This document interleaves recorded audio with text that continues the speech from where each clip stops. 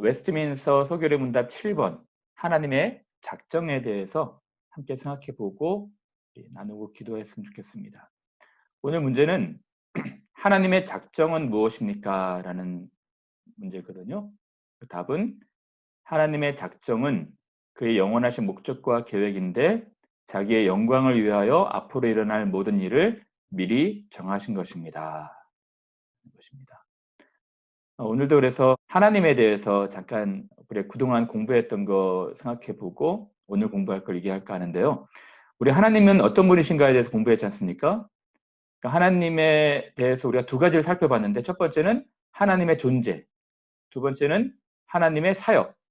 즉 하나님은 어떤 분이시고 또 어떤 일을 하시는가 그걸 봤거든요. 하나님의 존재에 관련돼서 우리가 세 가지를 살펴봤어요. 하나님의 속성, 그러니까 초월에 계시는 하나님, 또 우리와 함께 쉐어하시는 하나님, 또 하나님의 존재 방식, 영으로 계신다는 것과 또 세 분 하나님이 하나 되심에 대한 교리도 생각해 보았습니다. 오늘은 하나님의 사역에 대해서 살펴볼 거예요.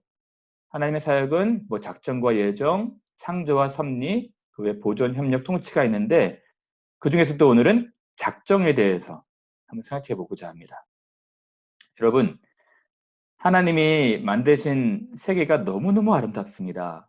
하나님이 세상을 창조하셨죠. 근데 창조하시기 전에 하나님이 세상을 어떻게 지으실지 계획하셨다는 것입니다. 그것을 우리가 작정이라고 그래요. 하나님의 뜻, 하나님의 경륜, 하나님의 계획이라고 합니다. 그리고 그 만드신 모든 만물을 운행하시는 것을 하나님의 섭리라고 합니다. 하나님의 작정대로 하나님께서 세상을 만드셨고 그 작정과 뜻하신 대로 세상을 운행하고 계신다는 것입니다. 이것이 바로 신학적 용어거든요. 근데 어떤 분들은 질문을 합니다. 이 작정과 예정이 무엇이 다른가요? 그렇죠? 요 용어 정리가 좀 어려워요. 어떤 분들은 작정과 예정을 같이 쓰기도 하고 좀 구분하기도 하는데 저는 구분하는 편이 좀 편하다 생각이 들어요. 그래서 하나님의 작정은 하나님이 온 우주 만물에 대한 계획, 그 뜻대로 하나님께서 이 세상을 만드셨다는 것입니다. 우주 만물에 대한 계획을 작정이라고 하고요. 그 큰 범주 내에서 피조물, 특히 인간의 구원에 관한 계획을 예정이라고 합니다. 그렇죠? 이렇게 구분하는 것이 이해하기가 좀 편한 것 같아요. 그래서 요 부분은 이 루이스 뻘콥이라는 분이 그 예정은 타락한 인간에 관한 하나님의 구원 계획을 말합니다라고 한 것이거든요. 이렇게 구분하는 학자들이 많이 있습니다. 그러면 하나님의 작정은 계획과도 같은 것일까요? 맞습니다. 하나님의 경륜, 하나님의 뜻, 그 전 우주를 향하신 하나님의 계획과도 같은 것이죠. 여러분, 사람도 계획을 세우지 않습니까? 어떤 농부가 포도원을 만들 때 어떻게 만들어야 될지 계획한 다음에 그 계획대로 포도원을 만들잖아요. 그리고 이 포도원을 경작하기 위해서 일꾼들을 부리고 또 일꾼들을 통해서 재배를 합니다. 그렇죠? 똑같습니다. 하나님의 작정도 비슷해요. 하나님이 온 우주 만물에 대한 계획을 갖고 계시고 이 세상을 창조하셨다는 거예요. 6일 동안 창조하신 그 만물을 지금 하나님의 뜻대로 섭리하고 계시다는 것입니다. 그렇죠? 이런 부분들을 하나님의 작정이라고 하는 것이죠. 그러면 하나님의 작정과 인간의 작정은 무엇이 다를까요? 너무너무 다르죠. 제가 세 가지로 생각을 해 왔거든요. 첫 번째는 하나님의 지혜에 기초하겠다는 것입니다. 무슨 말입니까? 우리가 '하나님은 어떤 분이십니까?' 라고 생각할 때 살펴보았는데 하나님의 지혜와 지식은 완전한 것입니다. 무한한 것이에요. 영원합니다. 변하지 않아요. 모든 것을 다 포괄하십니다. 하나님은 모르시는 것이 없이 하나님의 뜻대로 작정하신 거예요. 그래서 당연하게 변경되거나 취소되는 일도 없어요. 근데 사람의 계획은 다르죠. 사람은 어떤 것을 설계하고 나서 계획이 수정되기도 하고 변경되기도 하지 않습니까? 사람의 계획은 계속 수정되거나 변경될 수가 있습니다. 하나님의 계획은 수정되거나 변경될 수가 없어요. 세 번째는 하나님의 작정하신 것은 반드시 그 뜻대로 이루어질 거라는 겁니다. 하나님은 계획하신 그대로 이루실 거예요. 이게 하나님과 인간의 큰 차이점인 것이죠. 그래서 오늘 저는 이스라엘 백성들을 향한 하나님의 작정 중에 아브라함 때부터 모세까지를 잠깐 살펴보려고 그래요. 여러분, 이 바벨탑 사건 이후로 하나님이 갈대아 우르에 있는 그 아브라함을 택하셔서 가나안 땅으로 옮기셨거든요. 그리고 하나님께서 아브라함에게 말씀하십니다. 아브라함아, 내가 네게 큰 민족을 줄 것이다. 그리고 내 후손이 이 애굽에 갔다가 4대 만에 400년 후에 다시 돌아오게 될 것이다라고 아브라함한테 얘기하셨어요. 그래서 이 나중에 야곱의 아들 중에 요셉을 애굽으로 보내신 것이죠. 형들한테 팔린 것으로 알았는데 요셉은 다르게 해석하고 있습니다. 형들하고 제외했을 때 이렇게 말을 해요. 하나님이 생명을 구하시려고 형들보다 먼저 보내실 것이니까 너무 걱정하지 마세요. 요셉은 하나님의 작전과 섭리를 이해하고 있었던 것입니다. 놀라운 사실, 30세 총리로 등극하죠. 당시에 애굽의 법은 이 고위공직자는 30세 때 됩니다. 30세부터 공직자로 임명이 될 수 있어요. 하나님께서 13년 동안 기다리게 하신 뒤에 때를 맞춰서 이제 요셉을 이 애굽의 총리로 등극을 시키는 것이죠. 기가 막히지 않습니까? 근데 요셉을 알지 못하는 바로 왕이 출현을 해서 이스라엘 백성들이 더 많아지니까 학대하기 시작하죠. 하나님이 모세를 통해서 이제 이 백성들을 돌이킨 것입니다. 그게 400년입니다. 430년. 430년 만에 이제 가나안 땅으로 돌아오게 되는 것이죠. 하나님은 모든 마스터 플랜을 갖고 계셨습니다. 이것을 하나님의 작정이라고 그래요. 여러분, 그래서 모세를 통해서 내 백성을 이제 데리고 와라. 그렇게 말하신 것이죠. 근데 모세를 통해서 이 내 백성을 돌이키려고 하는데 바로가 원하질 않아요. 바로가 거절을 합니다. 그래서 하나님께서 이 애굽을 심판할 계획을 갖고 계시고 10가지 재앙을 내리시는 것이죠. 그래서 우리 10가지 재앙을 다 살펴보는 수는 없는데 어제 제가 우리 칠드런스 톡 할 때 우리 또 여자친구들이 굉장히 집중을 잘했대요. 이 파리랑 개구리랑 메뚜기 보니까 되게 좋았나 봐요. 그래서 제가 똑같이 촬영을 해왔는데 자, 여러 가지 재앙을 보내거든요. 근데 그 중에 하나가 파리 재앙이었습니다. 하나님의 심판이었죠. 한 마리 정도야 뭐 무섭겠습니까? 근데 이게 뭐 식탁에도 부엌에도 침실에도 가득해진 거예요. 파리가. 얼마나 귀찮고 성가시겠습니까? 그래서 그 뒤로 이제 모세를 통해서 이야기합니다. 내 백성을 돌이키라. 바로 앞에 가서 얘기하죠. 바로는 단호하게 거절합니다.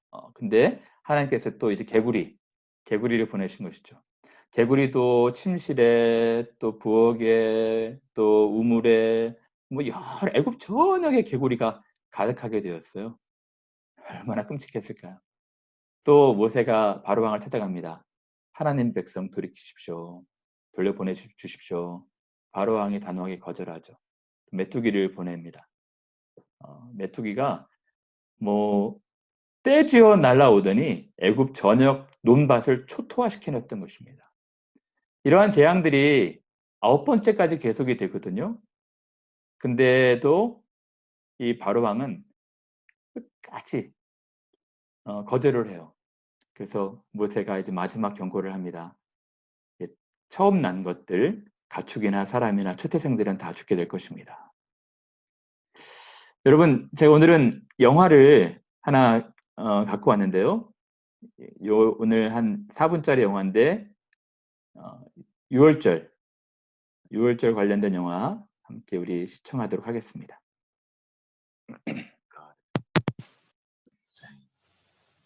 Take a lamb, and with its blood mark the lintel and posts of every door. For tonight I shall pass through the land of Egypt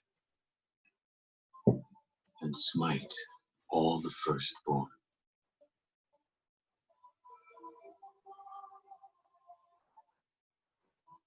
But when I see the blood upon your door, I will pass over you, and the plague shall not enter.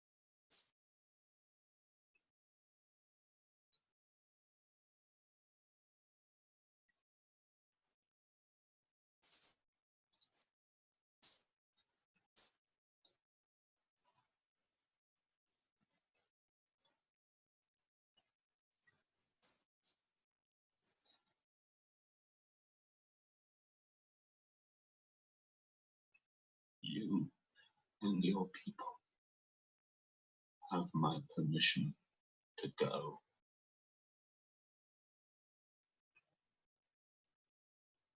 Leave me!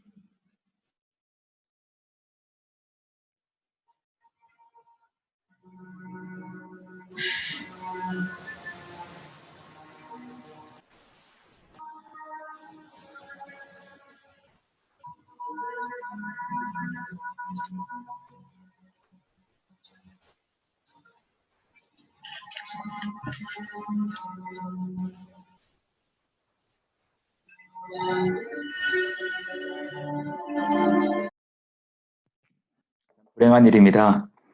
그 바로왕이 일찍 하나님 말씀 듣고 보내면 됐는데 끝까지 거절한 결과였어요. 이스라엘 백성들을 향한 하나님의 작정은 이루어졌습니다.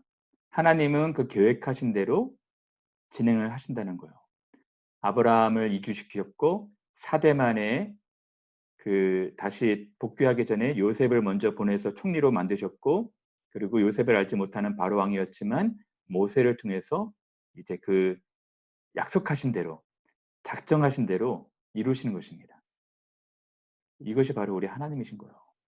근데 여러분, 오늘 말씀을 마칠 텐데 교회를 향한 하나님의 작정도 반드시 이루어질 것입니다.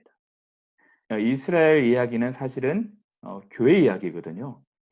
세상 나라 압제하에 있는 흑암의 땅과 사망의 그늘 아래 있는 이 세상 나라에 있는 하나님 백성들을 구출하기 위해서 예수께서 오신 것입니다. 그래서 신명기 18장에 다음과 같이 말합니다.